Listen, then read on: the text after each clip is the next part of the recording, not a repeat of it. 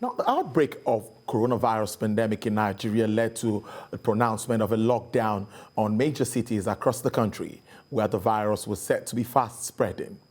Lagos, which is the epicenter of the pandemic, experienced a total economic shutdown where movement of people and business activities were stalled as a means to curb the spread of COVID-19 pandemic.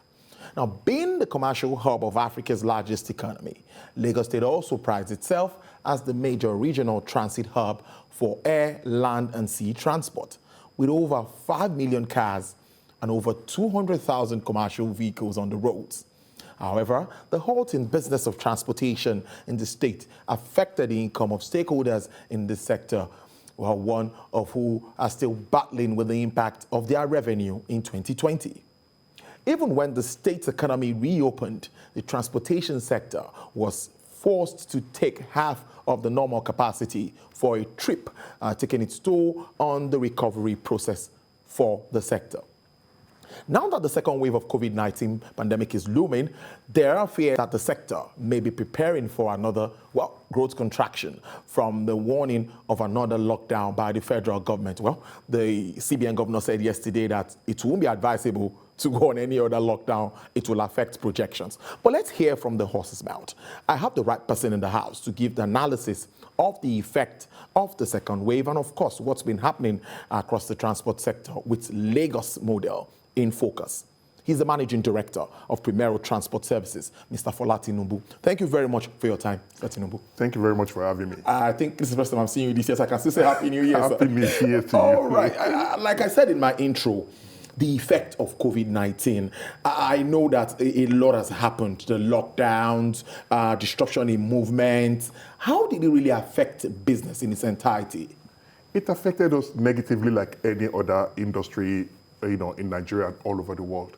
Because what you have to realize that about 3 weeks before the actual shutdown, Lagos State government made us carry only 20 passengers. And the bus that used to carry about 70, ended up carrying, and the cost of operation remains exactly the same. So that, saw our revenue drop by almost about 60% or more. And then during the lockdown, also there was absolutely no revenue for about 6 weeks. So what we ended up with was that our revenue for last year actually went down by almost about over 30% from year before. But our costs was more or less the same because we kept all our staff. We did not lay off anybody. We were able to save some money on some of our diesel because we were not running. But most of our costs, are the same. So it really affected us negatively. But like any other industry, in Nigeria and all over the world, it affected, it was really a bad situation. Indeed. But what really compounded it was the NSAS. Exactly, that's another thing. I noted that the NSAS protest, that was another thing. How did that also hit the business? It affected us because we had to shut down for 3 weeks also. So last year was a very, very tough year for transportation industry, especially bus transportation industry was really a very tough time. So someone in lighter note, someone told me last year was just COVID, NSAS, and New Year. That was what happened. They were not wrong. They're not wrong. Okay, so eventually when you're able to get back to business, there was still an issue of social distancing, and some Lagosians and even Nigerians were talking about the fares, because for you to move from here to here at this amount and you're taking less passengers, obviously everyone will believe that there will be a hike. Tell us what's been happening with regards to fares. Well, the good thing was that Lagos State government has really tried in their way, in their ways to support us, trying to help us. And I would like to give I have to thank the governor and the MD of Lamata because they really stood up for us. But we were allowed to increase our fares in end of May. Okay. Because what we decided to do, since we are only carrying 42 passengers, because they eventually allowed us to carry 42 passengers, we concentrated on the long haul and decided to cut the short haul so that, to maximize our revenue. And that's what we've been doing since. But now, Lagos State government has now allowed us to carry some, there was no standing Okay. at all when we came back until about a couple of months now. And we've been looking at it right now, and we're working with Lamata to make some adjustment to our pricing now. So as it is at the moment, how is that like? Because even somebody in my newsroom that was telling me that, please ask Mr. Tinubu, we are paying more. Why are we paying more? Are we, it's really expected. They wanted to talk about that. First of all, they are paying more because our cost of operation has gone up. Everything we use on the buses are imported.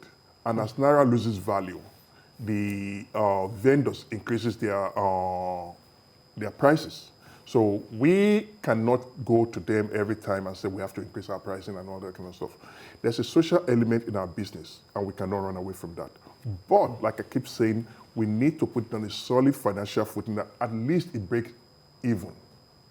And we will make some adjustment to the short distance routes. Trips, okay. Yeah, we are thinking of we're talking to Lamata and Lagos State government, and we'll make. I think we'll be reducing some of our fares from 300 to 200. Wow. From 300 to 200, and so we're working on it. We'll make the full announcement probably tomorrow, day after tomorrow, once I get the final approval. That would be a good one. That would be a good one. Right? People will be taking note of that at the moment. What about COVID? Talking back again to COVID-19, are you thinking of electronic ways of also, payment systems and all of that to at least reduce man-to-man interface? We actually have on our buses right now electronic ticketing system. Okay. And we are working with Lagos State government, and I can even announce it here that Lagos State government has been gracious enough that they are giving us some buses to add to our fleet, which we should be deploying by Monday. They've been very, very helpful. But we want to make it that from Monday, everybody uses electronic payment, because those Lagos State buses, they don't want paper tickets on them. They want electronic payment system, and they're putting cowrie on it. But the good news is that our system, which is the EPOS system, has been, they've worked on the integration so that any card, both the old card that commuters have right now and the new cowrie card, will work on either one of the systems that they see. So they don't have to wait for one bus or the other, so it will work seamlessly. We've been working on it for the past couple of months, and now it's ready. Wow, so that's another good one. That's another plus for 2021. Now, I was reading through and I saw your profile, a very rich profile, and I looked at pioneering modern transportation in Lagos. How would you compare it with, you've been in the UK, you've been in America, you've seen all of these models. Yeah. How would you compare it to what you're putting on ground in Lagos? Are we there yet, or we are still trying to get there? We're not there yet. We're still trying to get there. And majority of the issues where we're not there is finance. Because first of all, the infrastructure that Lagos State is putting in place costs a lot of money, and they're still working on it. And we also, on our part as a company, needs to do better than what we are doing. But we're handicapped by finance because we use something called ITS, Intelligence Traffic Management System. Okay. We want to go to the next phase so that we can deploy our buses better and faster. It costs money. Also, we are working on revamping our maintenance department so that we can fix the buses quicker than what we are doing right now, and so everything is a function of finance, but we're working on it. Would you agree that public transport is a social service that requires subsidy? That's a political decision. It's a political decision that needs to be made by both the populace, the government, and the operators. Subsidy in Nigeria connotes anytime anybody you talk about subsidy, everybody, because of our experience in the year past, so everybody's not to. But all I would say is that the operation, because Lagos State is attracting private sector to come in now and invest heavily in this sector. If they're going to continue to invest, they must have some modicum of profit. Okay, we can talk about whether it's 5%, 10%, whatever, that you cannot make more than X, Y, Z. That's an argument we can have. But there must be a modicum of profit on there. How do they make the profit? Needs to be, we need to actually sit down on a round table with Lagos State government, with the commuters, because something has to give. Okay? I would not advocate for subsidy. All I would say is that we need to find a way to ensure that at least the operation will break even. How we get there, it's a political decision that we can have around a round table discussion on. Indeed. A very big business like this, comes with risk. It's true. I read through it and I saw this kind of investment. At the time we spoke about a bond, and all of that. So how do you de-risk this in terms of funding, enabling environment? Can you tell us your experience, please? It's been very challenging. The last 4 years has been very challenging. We actually made some mistakes when we started, okay? Because we took some dollar position when Naira was 169, and we took it naked. We did not hedge it, for certain reasons that we couldn't, because of Nigerian capital market, we couldn't find somebody to hedge with, so we took it naked. And when Naira moved against us, our debt more or less doubled.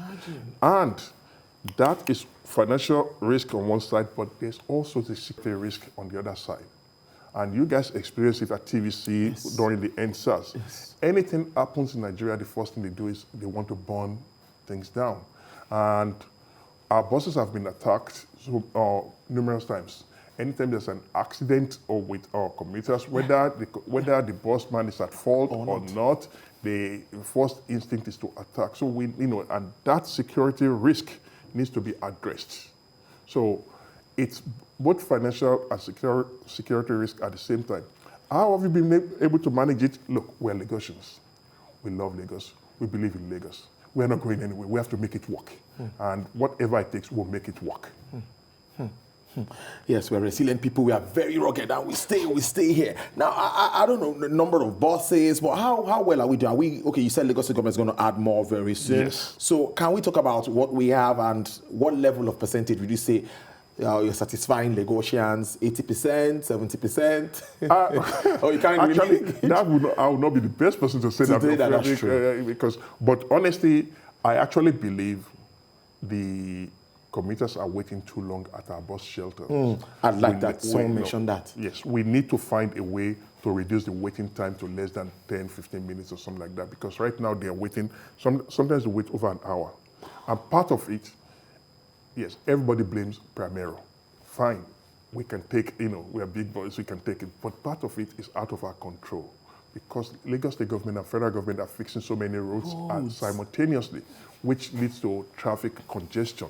And when you make a plan that a bus is supposed to go from TBS to Ikorodu in 1 hour, and it takes that bus 3 hours or two and a half hours to make the same journey, it affects the turnaround time. And it doesn't matter how many buses you have on the road. If the turnaround time is as fast as you plan, it will lead to delays and congestion at the bus stops.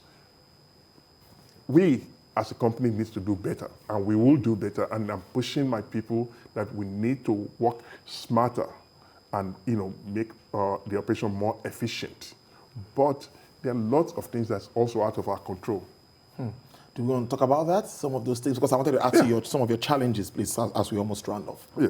Well, I've already spoken about the challenge of finance. I've spoken about the security. Yes. And part of it is also traffic. It's really out of our control. It is. And the way we drive in Nigeria, people don't obey the laws. And any little traffic, everybody gets on the BRT lane. Yes. In fact, a funny thing happened to me personally last week. In the morning, I was actually on the BRT lane because I was stopping at each bus stop. They were, trying to push all the buses back to Ikorodu so that it can pick up people and leave. And the governor saw my car and stopped it. Wow. He didn't know, You were actually... that because I was happy, because that means he really cares about the BRT, but we do not obey our laws in Nigeria. We need to get people off the BRT lane because it will move people faster. Yes. And the faster, we need to decongest our roads. We cannot build enough roads to get out of this quagmire we are in. The only way is to get the public transportation right. And with what the Lagos State government is doing with the ferries, with the train, and the buses. If we can get people off the BRT and enforce that people don't go on the BRT, it will make it faster for every one of us. And hopefully we can discourage people from driving into Lagos, into Ikoyi and all that, Axis, Ikeja and all that. And the other one that we need to do seriously is to think about the planning. Because right now we all go in the same direction, Yes. in the morning, and we all come back in the same direction in the evening, which leads to congestion. So we need to honestly think about moving some of the industries out of, and move them to the suburbs, move them to Ekpe, move them to Ikorodu, move them to Badagry and all that kind of stuff, and let people live around there so that when you are commuting, we are not all going in the same direction, which is what we are doing right now. So. Before I let you go, you've said a lot of good things that I know Lagosians are happy about. Just to round it up and just tell them what more they should expect from Primero as we move on in 2021. Lagosians, more than 20 million people. They always want more. So just tell them something good as we round off this interview. I'm excited because I know some of them, you don't use the BRT lanes and the e-ticketing system, partnership with Lagos State government. Highlight some of these key issues and what more we should expect in 2021 from you. Well, they can expect a lot more because, like I said, our goal is we want to have 2,000 buses going all over Lagos, picking up 1 million people daily. Wow. And right now, on our fleet, with Lagos State adding about 150 buses to us right now, our fleet has gone to about 500 and something now. So we plan to bring some more buses later in the year, probably by the second quarter or something like that, bring at least 200 new buses, to add to the fleet. And we continue to add to the fleet until we get to that point of where we have 2,000 buses in our fleet, put 2,000 buses out daily and pick up 1 million passengers daily. That's a lot. That's a lot. And for the e-ticketing system, how soon are we starting? It's already started. We're using it, but for the new buses, it must be immediately because Lagos State government will not allow paper tickets on the new buses. Okay. So everybody that wants to use the new buses, which we're going to put on the road on Monday, must, I'm emphasizing, must get the Cowrie card, which is the Lagos State government card, or the EPOS card, because you must have a card to be able to use the new buses. And on the fares? The fares, like I said, we will reduce, the short distances we are reducing by from 300 to 200. We'll make the announcement. I'm trying to make it simple here, but my press people will make the announcement tomorrow to show where, I know for a fact that Ikorodu to Mile 12 is going to go down from 300 to 200. And all the short distances, we will reduce to 200. I even have somebody around here that applies that route, and I'm sure she's happy. She's nodding already now. Thank you so much, Mr. Folatinumbu. I really appreciate your time. Managing Director, Primero Transport Services. I really appreciate your time sharing with us on Business Nigeria today. We hope to have you again when there's an update, what's been happening, and what's playing out in the transport sector. It is key for Lagos at this time. Thank you again for your time, sir. You're welcome.